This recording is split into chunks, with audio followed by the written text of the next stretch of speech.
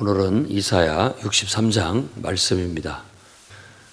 이사야 63장은 여전히 똑같이 심판과 구원에 대한 얘기를 합니다. 그러니까 곧 심판이 곧 구원이에요. 어떤 데는 심판이 임하지만 어떤 데는 또 구원이 이루어지게 되는 것이죠. 오늘 말씀은 은유적으로 얘기를 하는데 에돔에서 오는 이가 누구냐? 붉은 옷을 입고 오는 이가 누구냐? 이렇게 질문하는 형태로 말합니다. 이런 질문하는 형태로 말하고 또 답변하는 그런 형태로 말을 하는데, 만일 내가 한 사람이 이렇게 말을 한다면 그 복화술 비슷한 것 같이 내가 이쪽 입장에서 말하고 또 이쪽에 와서 이쪽 입장에서 말하면서 이렇게 하는 것 같이 이 내용이 꼭 그렇습니다. 그래서 이사야서가 어떤 의미에서는 마치 그 어떤 뮤지컬 대본처럼 하나님이 말씀하시고 또 이스라엘이 말하고 또 뭐 여기다가 이렇게 자기가 누구라고 붙이고 예루살렘이라고 이렇게 붙이고 나와서 예루살렘이 말하고 뭐 이런 형태로 그렇게 이해해도 무방합니다. 그러면은 이제 그 어떤 드라마 같은 극을 이렇게 보고 있는 것이죠. 그러면서 우리에게 어떤 메시지를 전달하고 있는 거예요. 그래서 에돔이라는 곳은 에돔 그 자체가 붉다라는 뜻이에요. 왜냐하면 야곱과 에서의 후손이요. 에서의 후손들이 세운 나라가 바로 에돔이기 때문에 그렇습니다. 그리고 거기에 유명한 특산물은 포도예요. 건포도가 아주 유명하다고 합니다. 그렇기 때문에 포도를 수확해서 그것을 이제 포도주 틀에 담고 막 밟아가지고 거기서 포도즙을 짜서 통에 담아가지고 보관을 하는 거예요. 그게 이제 아주 굉장히 중요한 음료로 쓰여지게 되는 것이죠. 근데 그 유명한 그 포도주 틀을 받는 그것을 연상시키면서 마치 그 막 옷이 포도주 틀을 밟다 보면은 튀어 매기고 이래 해서 가지고 옷이 붉게 물든 그런 사람을 연상시키는데 그 모습이 꼭 어떤 온 세상을 다 피비린내 나게 다 이렇게 심판해서 죽이고 전장에서 달려오는 어떤 용사 같은 거예요. 장군 같은 거예요. 그게 누구냐라고 했을 때 답변은 그건 나다라고 말하면서 나는 공의를 알리는 자요 구원의 능력을 가진이다라고 그렇게 말하는 거예요. 근데 이게 지금 달려오는데 어디로 달려오고 있느냐? 앞뒤 문명을 봤을 때 시온, 예루살렘으로 달려오고 있는 거예요. 지금 이 사람이. 근데 그 모습이 마치 막 많은 전장에서 사람을 다 물리치고 다 죽이고 승리한 그런 장군이 오는 것 같은 그런 모습이라는 거예요. 그러면서 그가 나는 공의를 말하는 자요 구원을 베푸는 구원의 능력을 가진 자다라고 말하면서 나오니까 왜 네 옷이 붉냐라고 했을 때 내가 포도주 틀을 밟았기 때문이다라고 말하는데 가만히 보니까 포도를 밟은 게 아니라 세상의 모든 나라 백성들 어떤 불의한 자들을 다 어떻게 보면 심판한 그런 사람으로 묘사를 하고 있습니다. 그래서 이 포도주 틀을 밟는다라는 것은 어떤 전쟁, 심판의 상징이 됩니다.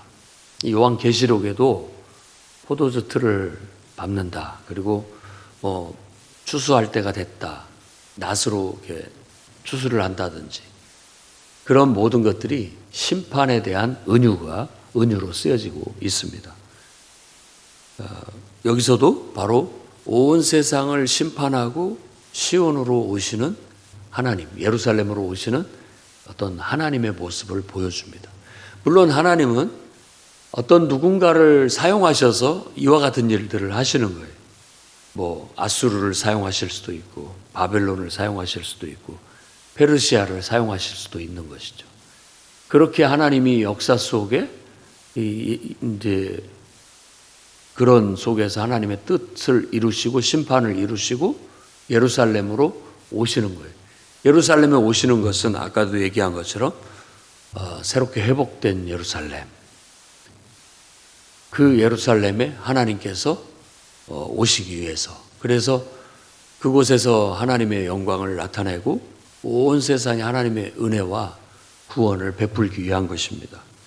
그래서 7절에서부터 10절까지는 또 하나님의 구원에 대한 얘기를 이제 하게 됩니다. 여호와께서 우리에게 베푸신 자비, 그의 자비, 사랑, 큰 은총을 내가 말하리라 라고 하면서 하나님의 사랑과 자비 그리고 은총에 대한 얘기를 합니다. 하나님이 온 세상을 심판하실 때 아무도 도와주는 자가 없어서 이상했다 라고 말하고, 내 팔이 나를 스스로 구원했다, 내 분이 나를 붙들었다 라고 하면서 홀로 그 일을 했다라는 걸 얘기하고 있어요. 그러니까 하나님이 주권적으로 역사했다라는 걸 강조하고 있다고 볼 수 있습니다. 구원도 마찬가지입니다. 심판도 그렇고 구원도 하나님이 우리에게 베푸신 큰 자비, 은총, 이것을 말하리라 하면서 그 옛날 출애굽할 때 모세의 때를 회상을 하면서 그때 그들은 나의 백성이고 그들은 나의 정말 거짓없는 진실한 자녀였다. 내가 그들의 구원자가 되어서 그들의 환난에 동참했고 그들을 동참하고 자비와 사랑으로 그들을 구원해냈다. 이렇게 얘기합니다. 그러니까 이게 하나님이 우리에게 베푸신 자비, 사랑, 큰 은총이라고 할 수 있죠. 그래서 그걸 구원의 은총, 은혜라고 그렇게 얘기하고 있고, 신약성경에도 예수 그리스도께서 마치 이렇게 아무도 도와주는 사람 없이 홀로 고난의 길과 십자가의 죽음을 통해서 피 흘리심으로 모든 죄를 사하시고 우리를 구원으로 인도하셨던 그 모습을 이 말씀 속에서 그대로 연상할 수가 있어요.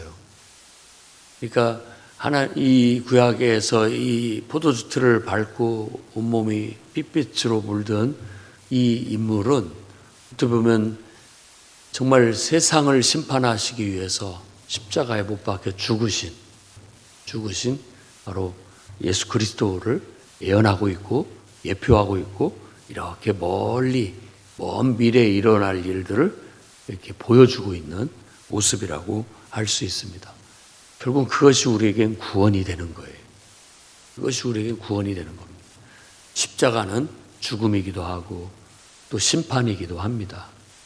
온 세상에. 그래서 누구든지 예수 믿고 그와 연합하여서 회개하고 물로 침례를 받고 성령으로 또 침례를 받으면 다 우리의 죄가 씻겨지고 다시 예루살렘이 회복된 것처럼 우리는 새 사람으로 거듭나 정말 하나님의 성전으로 지어지고 하나님의 백성이 되고 하나님의 자녀가 되어 구원의 은총을 얻게 되는 거예요.